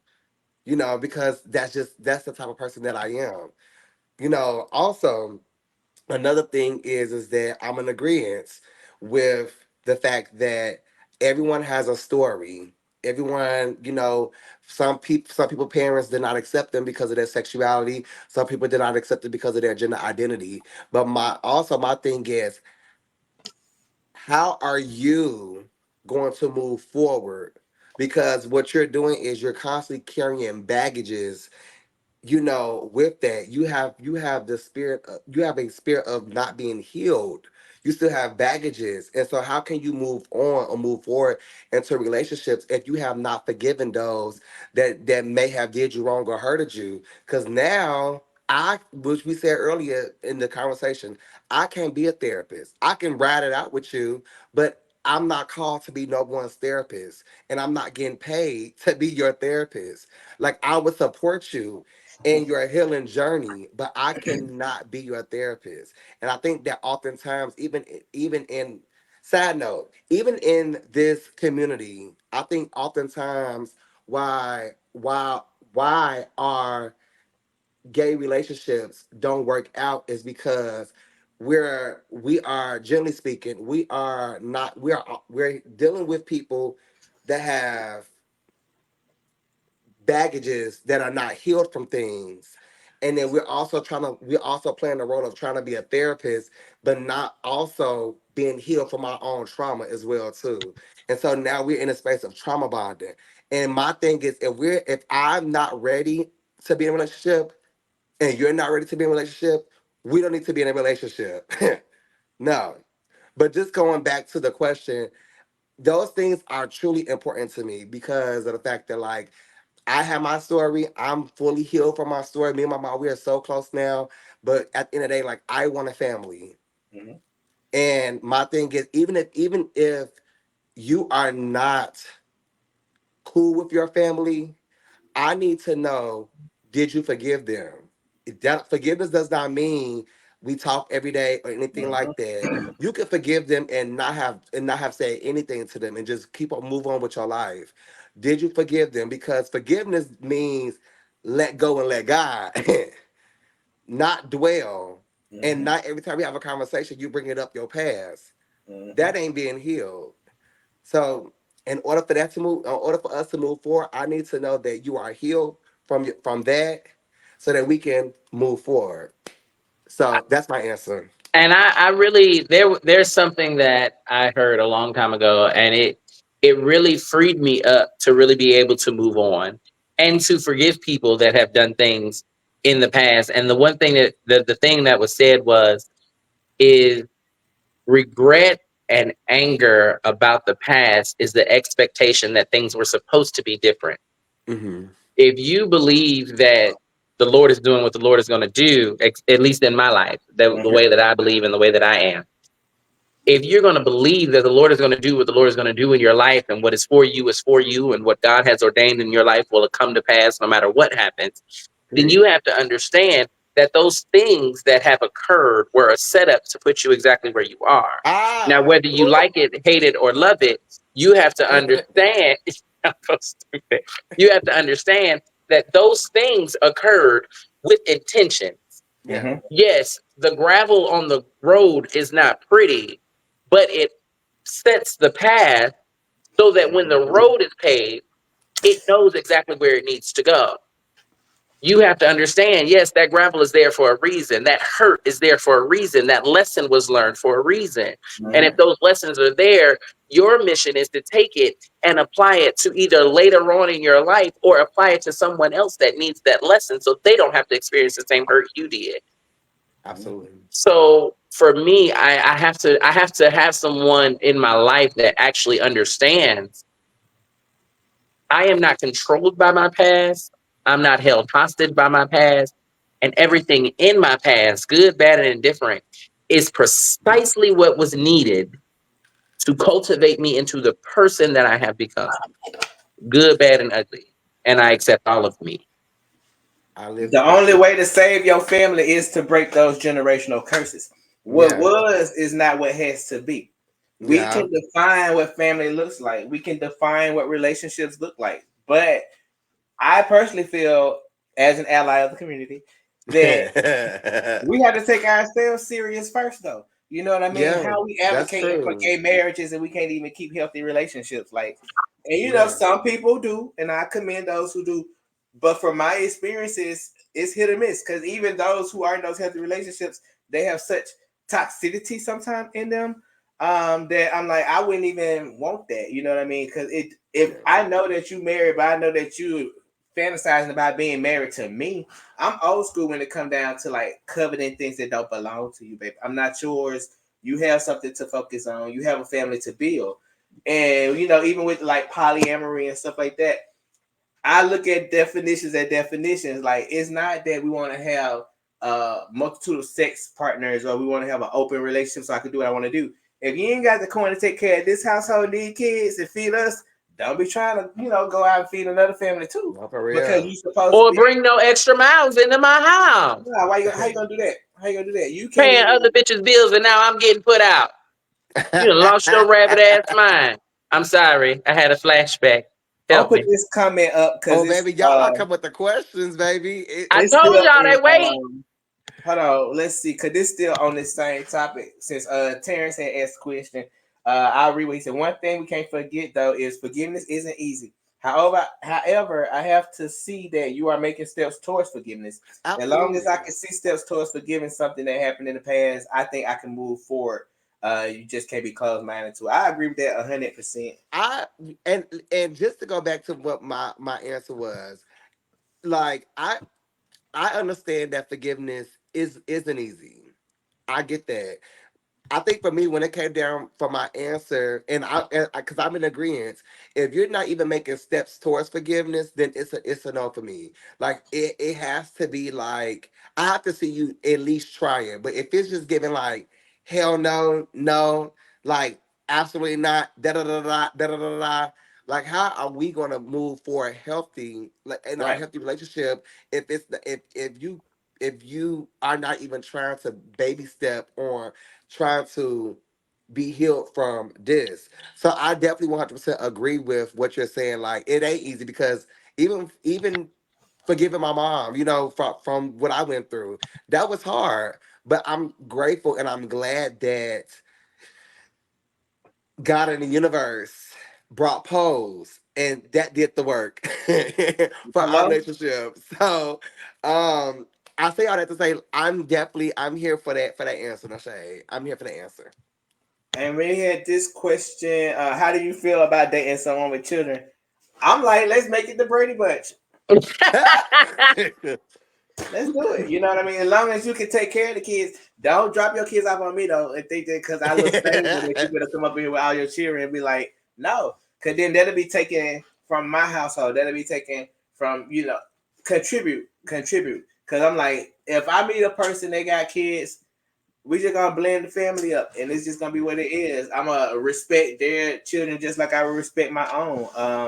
I will provide for their children just like I provide for my own. I'm a product of having a stepfather, so I know how important it is to allow somebody that wants to be in your life to be in your life, to allow somebody that wants to love on you to love on you, and to allow somebody that wants to support you to support you.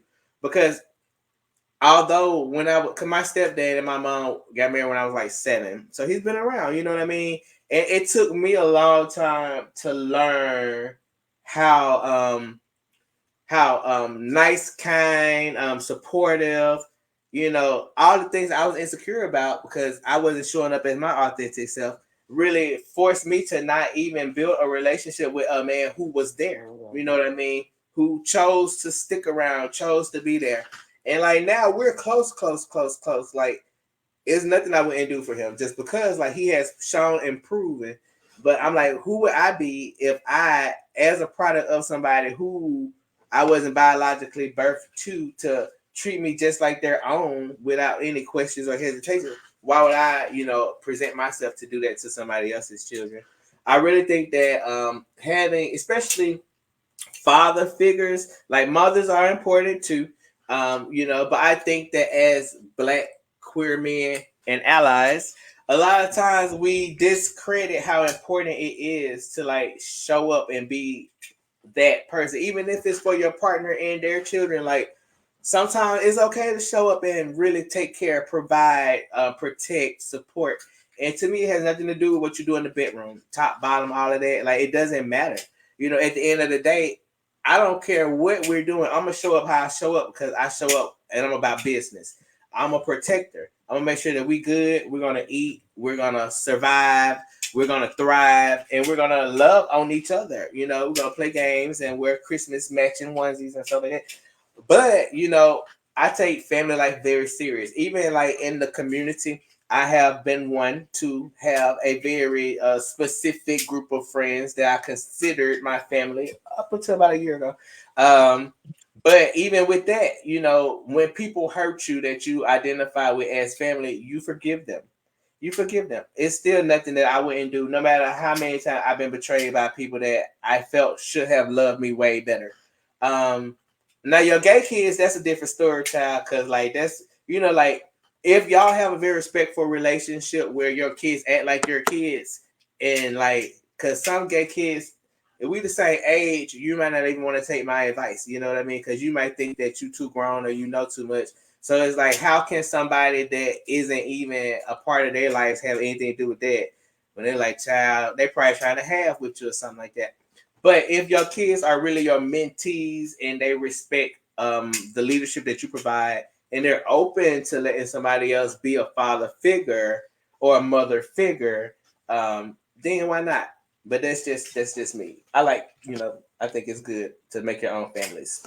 I will say this really quickly. I do speak from a place of privilege because I grew up with both my mother and father in my home. My parents are still together to this day, been together my entire life and all the things. I do speak from a place of privilege in knowing that they didn't always get it right. Sometimes they got it tragically wrong. But every day, every time it's his birthday and every Father's Day, I always make a post and say that I am eternally blessed because I was given a father who could be the best example of what a man is supposed to be, in my opinion. He was there, he stepped up, he stepped in, not just for me, but for my little brother, for my older sister, who is not biologically his. Um, for my mom, like he was that guy. And did he get it wrong? Absolutely. Did he say the wrong things? A lot of the time. But at the end of the day, every decision that he made and every choice that every word that he spoke in his own unhealthy way at times came from a place of love and wanting to see me be great. Um, and I think that in itself, that and the combination of the love and grace that my mother carries is a lot of what propels me to be the person that I am in the people that call me a parent. Those same qualities and those same attributes are the things that I try to show them on a regular basis when they mad at me, when they don't like what I gotta say, when they don't like the advice that I give, when they get their little attitudes and they pout. At the end of the day, they know it's all coming from love. And I feel like as long as we lead with love, it has the potential to really be a lot more impactful. And they also know that I'm not trying to have them as my kids. They know I look at them as though they are mine. Mhm. And they know it.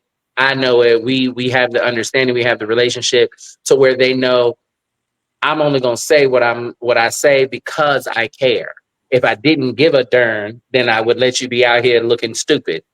But because I've been there, I've done that because I hold and I did the stupid decisions and I've been in the club and I've been fighting and I done did the things and the falling Not out with folks. you. I, once upon a time, not long ago. Got ah, But but they know but I make it no secret the journey that I've been through, the journey that I've been on. And so because of all the things that I have acquired along the way, I allow them to glean from me so that they don't have to necessarily get the thorns from trying to pick it themselves. yeah. But Sickening. Um. All right. So last, we got all the questions. I'll read a couple of our comments here. This was a forgiving and forgiveness is often not for the perpetrator. It's to release self from a perpetual cycle of resentment. When stuck in resentment, we're unhealed and unavailable. Well, that's deep. That's a word there. All right. My last question for the night, so we can wrap this thing up. Y'all know I gotta be at like 9 o'clock, and we ain't start to 9, child. So I'm just my wig sliding to the right, child. I'm like, Lord, Lord. But it's only 9:44 here. see, lucky you, child. It's out. It's banging on 11.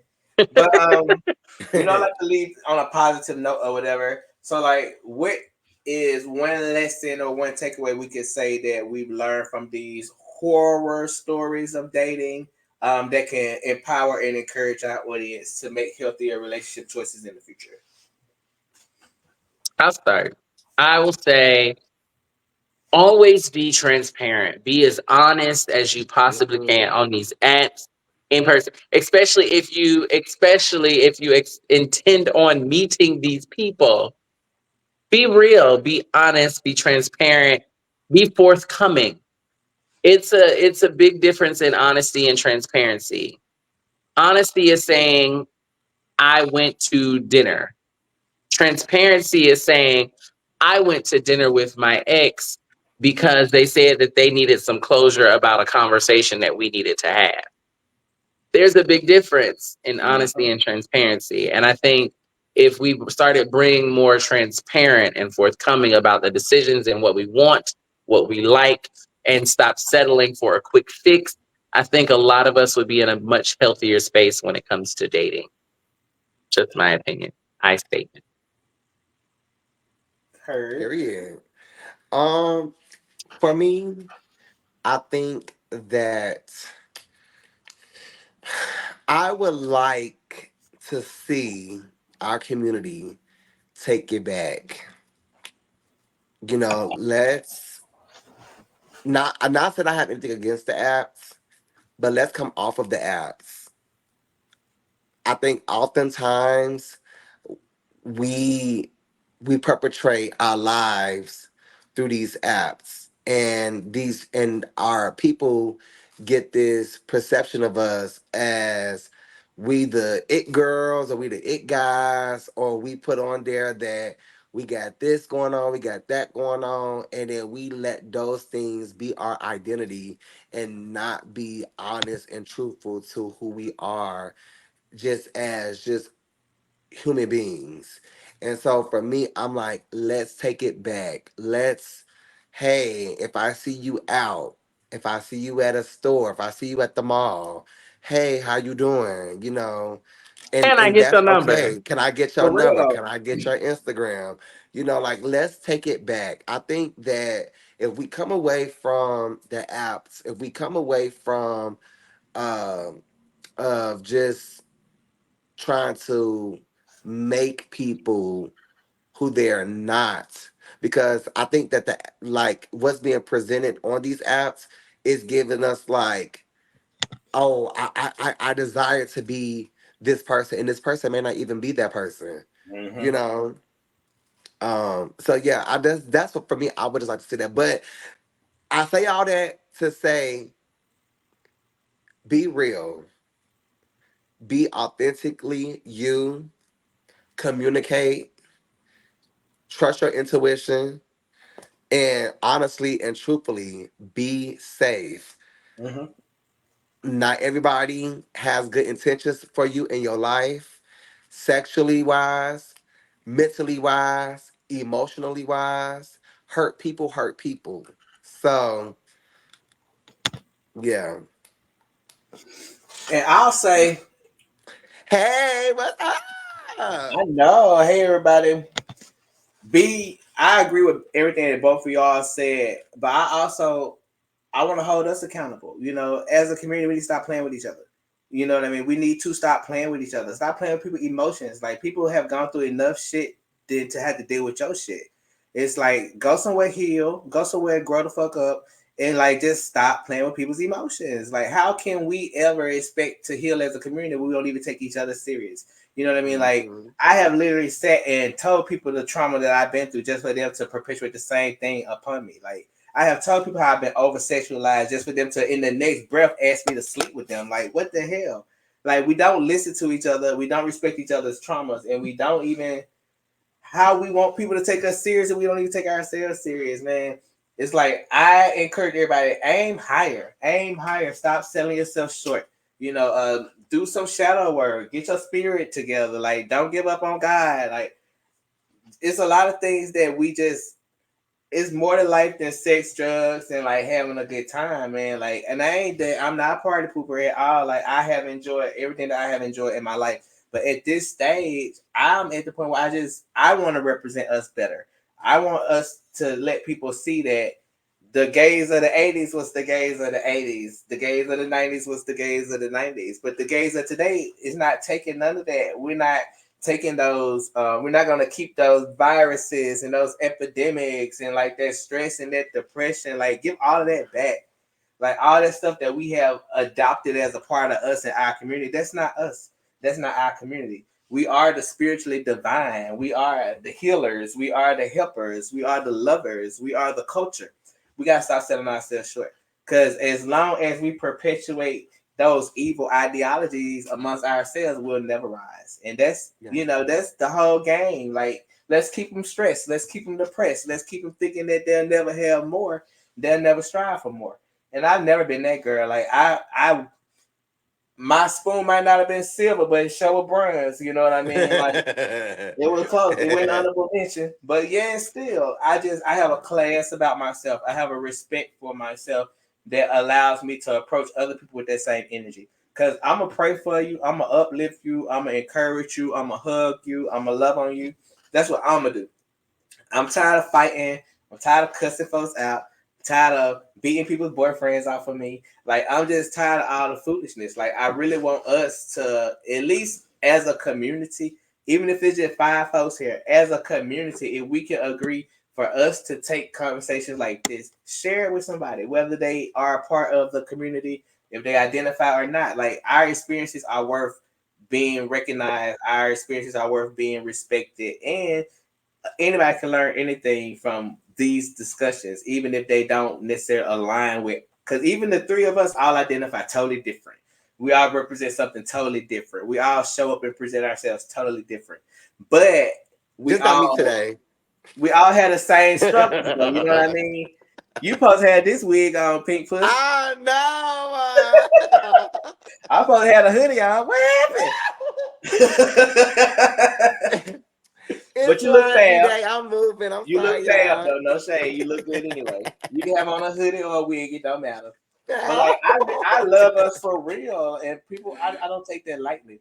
You know, I know that I've been gone for some time, but life been life, and it's like I can't get here and minister healing to y'all if I'm not taking time to heal myself. Yeah. I'm not a hypocrite at all. I might not, expound upon my trials because that doesn't do anything for me. But I let you know that I go through stuff too, but I'm here with y'all. You know, I'm sharing in the pain, I'm sharing in the struggle. And if there's anything that I can do, JL or the legendary Pink Puss can do, to, aid you, point you in the right direction. We always big on referrals. We know therapists. We know people who can get you tested. We can get you linked to care. We can get whatever you need to get your life back to where you're trying to get it to go. We can do that. And I think that having more conversations like this, bringing more people on, Trav, you just like, hey, I want to jump on. I'm like, sure. It's like, let's go. Because it's not just JL and I. Like, we represent a piece of the community, but we are not the community. And we'll never try to be the community. We just want Absolutely. to tell you what we have gone through and how we deal with things. But it has been such a pleasure and a joy to have you with us. You are such a light and you are an honorary elder. So Oh. we love you. Before we go, I do want to uh, render a special prayer and blessing for the family and loved ones of Aaron Prince, who recently transitioned. We send our love, we send our hearts.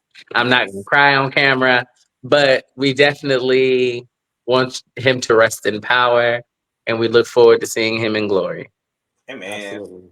Love And you. anybody else, because we have lost quite a few people this year, So if you're going through some pain, just know that we're praying with you, um, and we all hurting together. You know what I mean? And that's another reason why we want to get on here and do this, because like we can still thrive, we can still have good energy, we can still progress forward in positivity, but also acknowledging that we do hurt, and we have to save ourselves at the end of the day.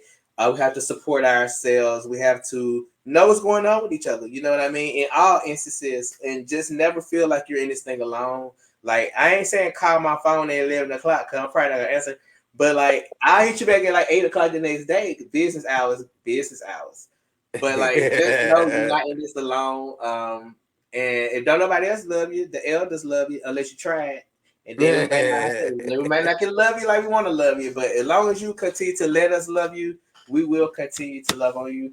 And um, anybody want to add anything else before we wrap this thing up? I just want to say thank you all so much for just allowing me to come on here to talk my shit. But in all seriousness, I do 100% agree that sometimes stigma is what keeps us from going to go get help, and so sometimes spaces like this is the crack in the door that needs to be there for individuals that may not be ready to go and seek therapy, or may not be ready to go have those type of conversations, or maybe scared to go get tested, or maybe scared to just do anything that they're not maybe ready for. And so sometimes like these type of spaces are needed for our community because of the fact that this is raw talk. This is real. This is real. You've been through something, you've been through something, I've been through something, so it's like if anything, my saying that I go by, if I'm able to touch one person's life, then I know that I am doing my job. And so I feel that you all, both you all, and just speaking words of encouragement to the both of you all, continue to keep on doing what y'all are doing. Because at the end of the day, regardless if you have one person on this lab or 50 billion people on this lab, people are watching both of you all, and they are taking you all's life and you all's testimony, and they are applying those things that y'all testimony to their life. And so they are going to be able to just because jail did it, just because they did it, I know that I can make it through because these two individuals are here weekly, monthly, daily, sharing their stories and giving their perspectives. And I'm seeing their testimonies, and that is helping me to grow and to do. So thank you all both for just doing what y'all are doing and keep on going. Don't stop. Yeah, just keep on doing what y'all are doing. Thank you. And Thank that's you. on Don't period. Love you so much, and thank you. You keep doing your thing too. We see each other. I'm gonna be pretty next time. All right, I'm gonna hold you. Okay, I'm gonna hold you to that. Now we gotta hold each other accountable. Okay, One but if thing we wear wigs, the next the next time if I don't look pretty, it's gonna give this.